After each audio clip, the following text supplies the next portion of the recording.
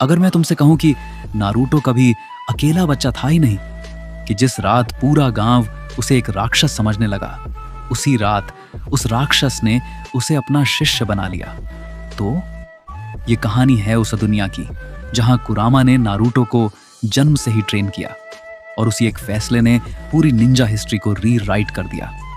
जिस रात मिनाटो और कुशना की मौत के बाद नाइन टेल्स को सील किया जाता है, उसी अंधेरे में कुरामा पहली बार नफरत नहीं, खालीपन महसूस करता है।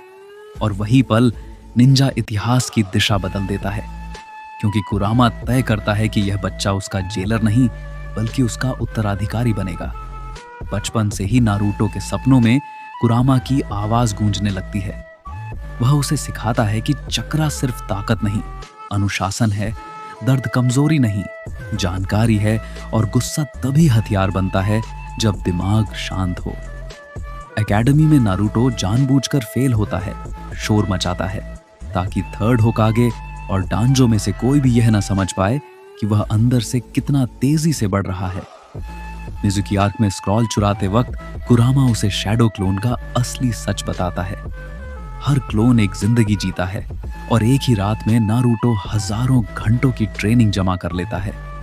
मिज़ुकी की हार सिर्फ ताकत की नहीं, माइंड गेम की होती है, और इरुका पहली बार समझता है कि यह बच्चा साधारण नहीं है। टीम 7 बनने के बाद काकाशी की बेल टेस्ट में नारुतो भूख नहीं, धैर्य चुनता है, क्योंकि कुरामा उसे पहले ही सिखा चुका होता है कि टीम तोड़ने वाला नहीं, जोड़ने वाला जीता है। लैंड ऑन वेव्स / जाबूजा आर्क में हाकू की मिरर तकनीक नारुतो को घेरती है, लेकिन कुरामा उसे बताता है कि स्पीड से नहीं, पैटर्न से लड़ो। आधा टेल्ड स्टेट बिना रेज के एक्टिव होती है। हाकू जिंदा बचता है और जाबूजा की मौत नारुतो को पहली बार दिखाती है कि निंजा दुनिया में सही और गलत के बीच खून बहता है। चूनिन एग्जाम लिखित टेस्ट में नारुतो चीट नहीं करता, वह सिस्टम समझता है। फॉरेस्ट ऑफ डेथ में ओरोचिमारू सासुके पर कर्स मार्क डाल देता है, लेकिन कुरामा का चक्रा उसे फैलने नहीं देता, जिससे सासुके का अंधेरा धीरे धीरे बढ़ता है, विस्फोट की तरह नहीं। प्रिलिमिनरी में नारुतो बनाम नीजी सिर्फ भाग्य तोड़ने की लड़ाई नहीं रहती, बल्कि ह्यूगा सिस्टम की जड़ें हिल जाती हैं। फाइनल्स और कोनोहा क्रश में ओरोचिमारू का अटैक फिर भी होता है। थर्ड होकागे शहीद होते हैं, लेकिन गारा को नारुतो पहले ही मानसिक रूप से तोड़ चुका होता है, जिससे वन टेल का आतंक वहीं खत्म हो जाता है।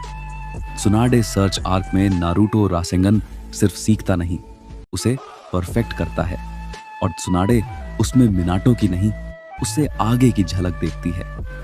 जिरैया ट्रेनिंग के दौरान कुरामा और जिरैया दोनों मिलकर उसे सेज मोड की नींव सिखाते हैं, इसलिए अकात्सुकी के उभरने से पहले ही नारुतो एक कंट्रोल्ड वेपन बन चुका होता है।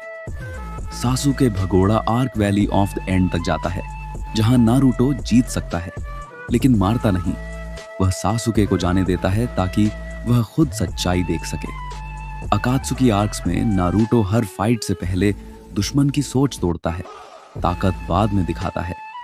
पेन आर्क सबसे बड़ा मोड़ बनता है।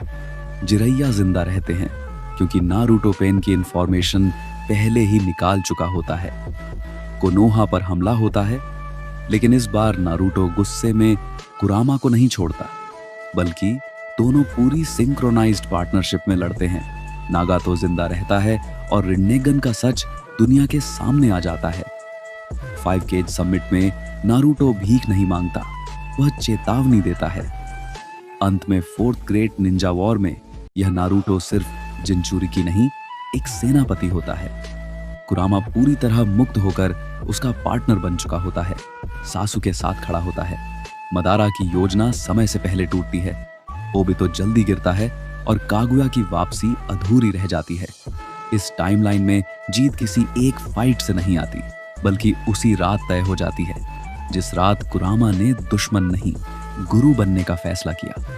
अगर आपको यह कहानी पसंद आई हो, अगर आपको लगा हो कि इस दुनिया में नारुतो सिर्फ एक जिनचुरिकी नहीं, बल्कि कुरामा का असली शिष्य था, तो इस वीडियो को लाइक जरूर करना, क्योंकि आपका एक लाइक ही बताएगा कि आपको ऐसे डार्क और डीप व्हाट इफ चाहिए।